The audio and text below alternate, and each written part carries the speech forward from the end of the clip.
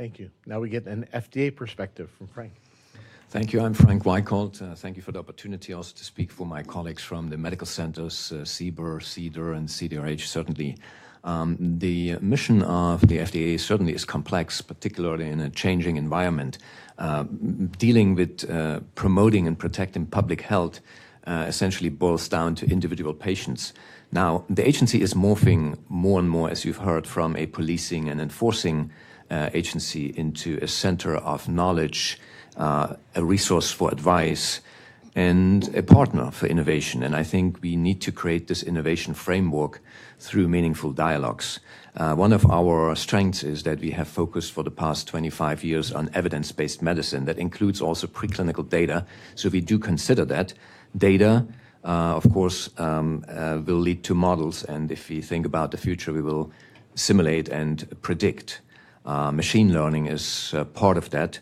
But we all understand the data quality, the authenticity, and the provenance are critical. And I think we need to work together now to solve those problems. That's one of the critical aspects that we all understand the impact about and where we can practically do something. And if it is through consensus standards like with the support of standard organizations like IEEE, example also the BCO, the Biocompute Object Standard that FDA is involved in rolling out. I think those are critical milestones to make progress.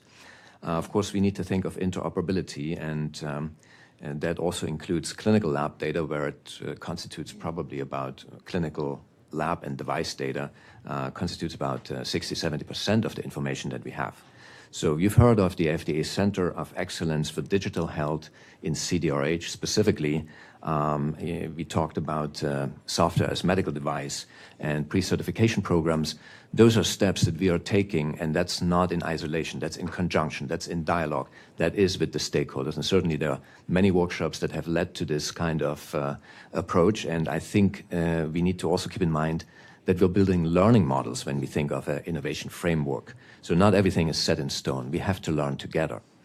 I think data ownership is a critical aspect that we need to consider. The reutilization of health data and also reimbursement and claims data is a critical component. I think the HHS Blue Button Initiative 2 has brought a few things forward, at least theoretically, as an opportunity for individuals to own their data. And I hope that will lead to a true liberation of the health data and perhaps create a health data market, because quality data is at a cost, but it has an enormous value, and that should be also reflected and somehow be a kickback to those who contribute. Clinical innovation, very critical. What we need to do is connect the the human experimentation with the standard of care. We cannot continue to separate the two and conduct clinical trials in a bubble. And I think that came up. Some of the opportunities certainly are with platform trials and pragmatic trials, with adaptive trial design, and some of the discussion just in the previous panel would indicate that adaptive trial design is probably a good solution to illustrate value and aim for the best outcome of the patient, because that's the focus and that's the goal.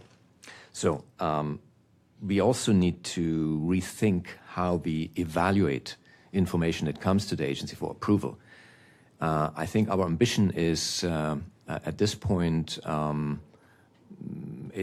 technologically challenging, namely to conduct real-time review with data and data access agreements. But I believe that's in the best interest of innovation and certainly in the best interest of patients.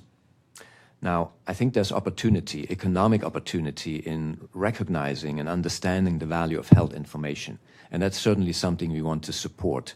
The value of wellness and disease prevention, I believe, is a business model that people can buy like a future at a discount rate. Yet it's going to take a long, convincing, meandering way to get the public to buy into this, and I think we all have responsibility in it.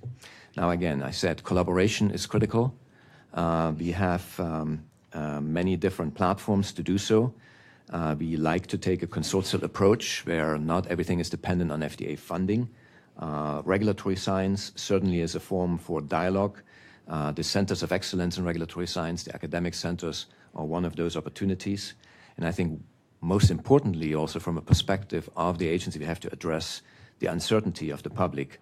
And with that, I would point towards perhaps some discussion about data ownership and data protection, where we have to develop a new data citizenship. It cannot be the responsibility of a single individual to protect oneself from the challenges that people are exposed to.